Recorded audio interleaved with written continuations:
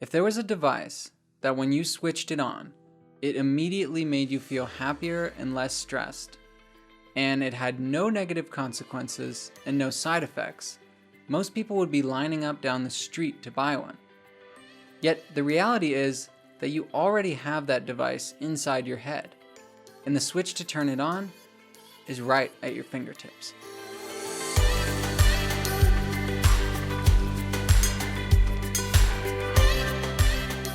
Welcome to Sense of Mind. I'm Andrew Cooper Sansone. My goal with this channel is for you to achieve greater peace of mind and control over your life. The way that your life goes is determined by how your mind works, and how your mind works is determined by how your brain works. So understanding your brain will give you tools and insights that will allow you to build the best life you can from the inside out. So please be sure to subscribe and hit the bell icon so you never miss anything new from Sense of Mind. I want to emphasize that this is a two-way conversation. I want us to build a community of curious thinkers, so please do not hesitate to drop your comments and suggestions in the comment section below. Today's episode is about mindfulness and the ways that it can improve your brain to make you happier. Let's jump in. Mindfulness is a mental state in which you simply notice everything going on in and around you without engaging in any one thing and without, for example, following every stray thought wherever it leads.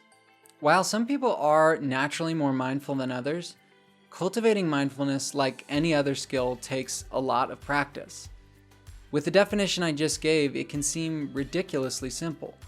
But the reality is that mindfulness is an ancient practice, and it gives a much more nuanced and powerful experience than I can express here.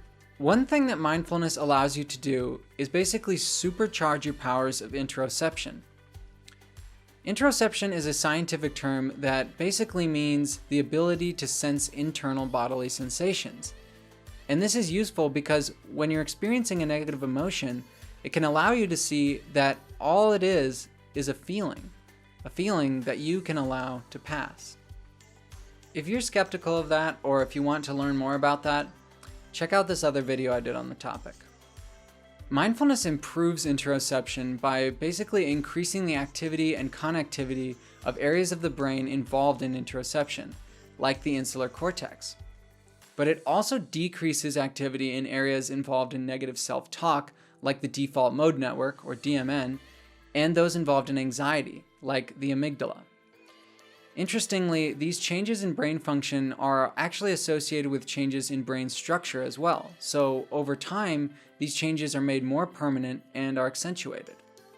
Even better than that, mindfulness has been shown to make people more likely to feel good, or in scientific terms, to experience more positive affect. And it's also been found to help stabilize that situation. So mindfulness makes you feel good more and more reliably. So how do you practice mindfulness? As I mentioned earlier, you basically just observe your thoughts, emotions, bodily feelings, and other sensory experiences without judging them as good or bad and without engaging in any one thing.